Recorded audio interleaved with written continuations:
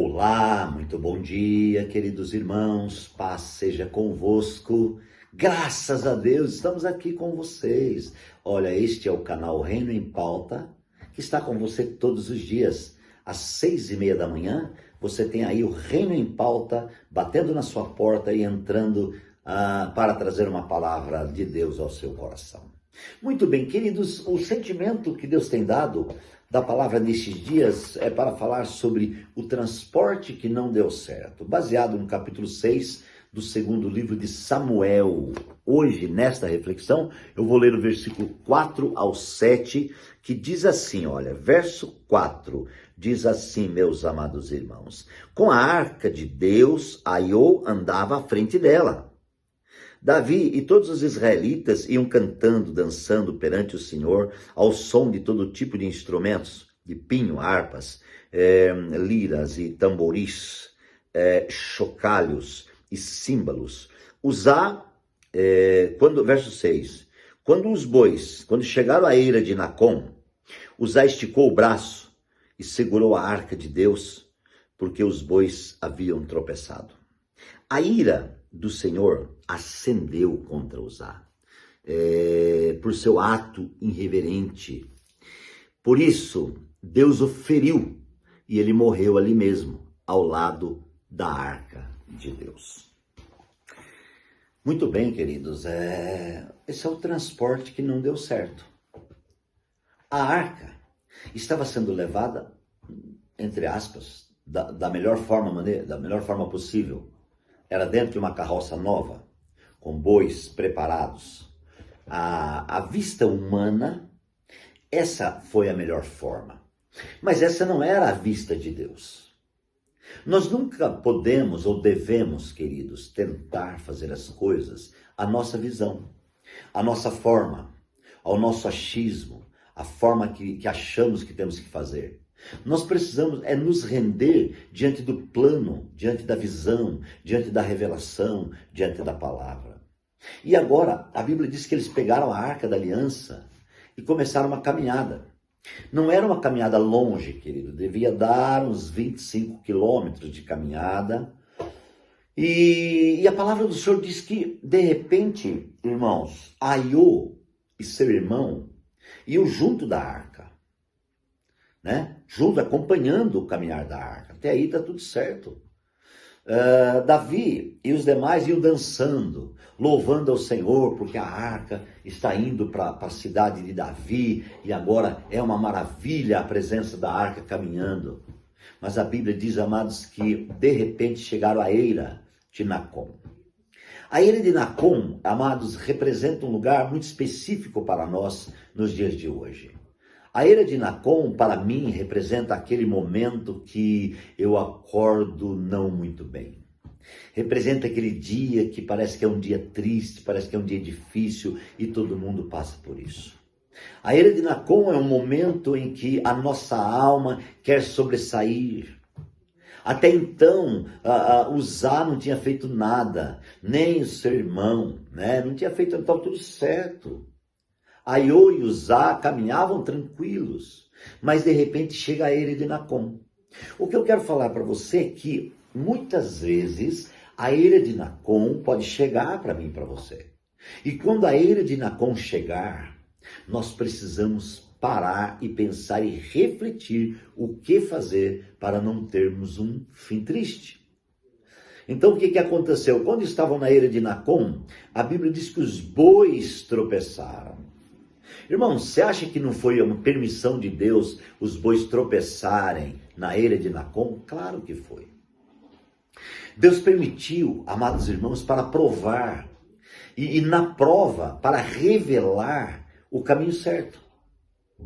Você sabia que Deus permite provas na nossa vida para se revelar a nós? Sabia disso? A cada prova que você passa, você ganha um nível de maturidade. E nesse nível de maturidade você ganha um nível de conhecimento, um nível de revelação. Por isso que Paulo, já em 1 Tessalonicenses 5,18, ele fala, para dar graças a Deus por tudo, porque essa é a vontade de Deus em Cristo Jesus para convosco. Então, quando nós ganhamos essa realidade E entendemos, amados, que os momentos de lutas não é para o nosso mal, mas é para o nosso bem, né? Eu quero dizer para você que tem um grande ensinamento aí.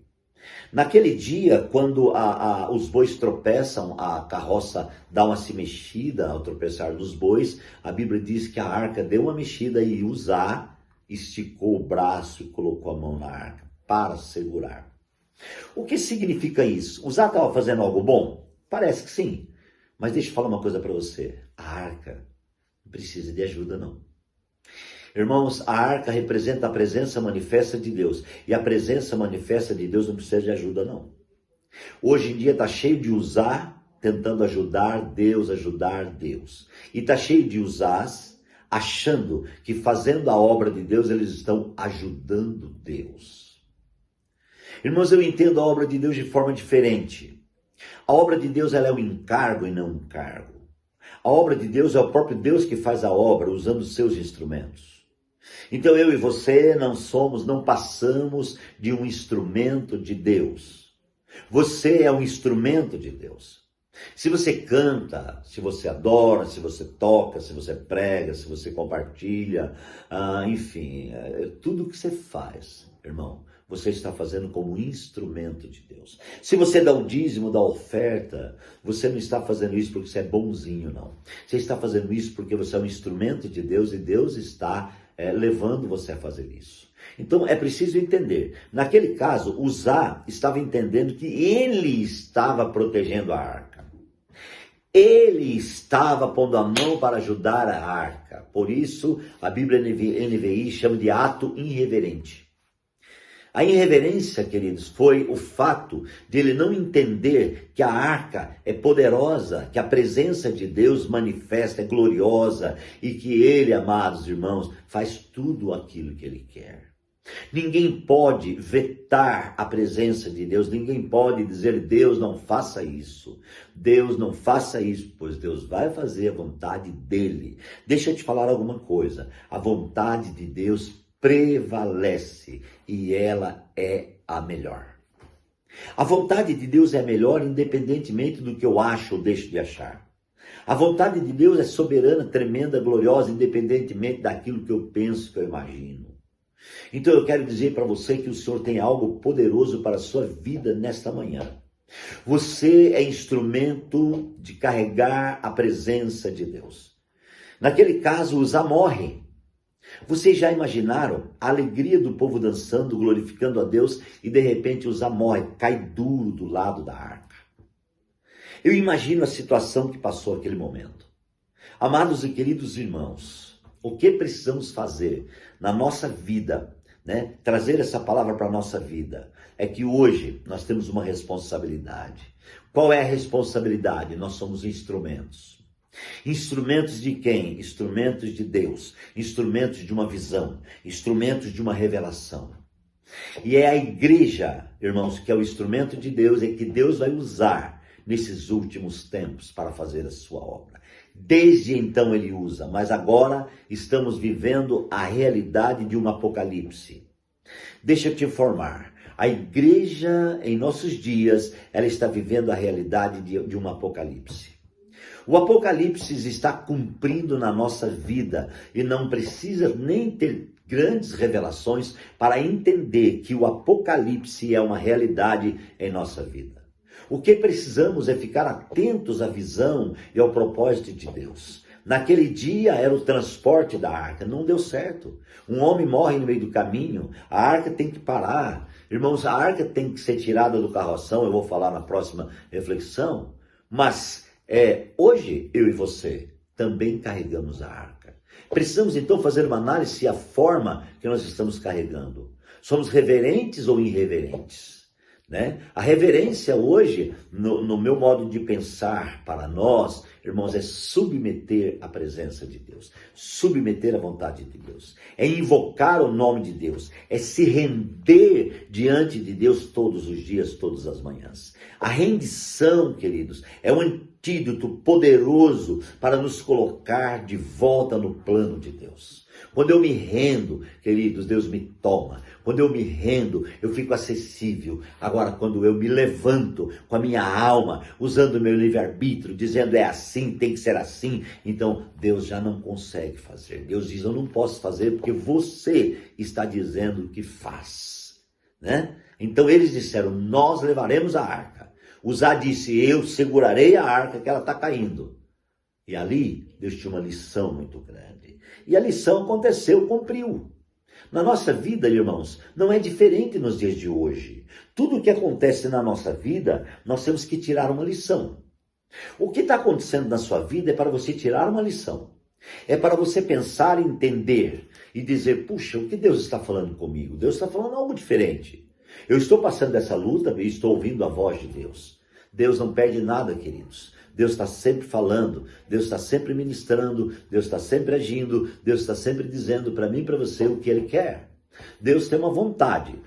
E eu como igreja, como instrumento dEle, eu não tenho que fazer a minha vontade. Eu tenho que fazer a vontade dEle, submeter a vontade dEle, entender a vontade dEle, compreender a vontade dEle.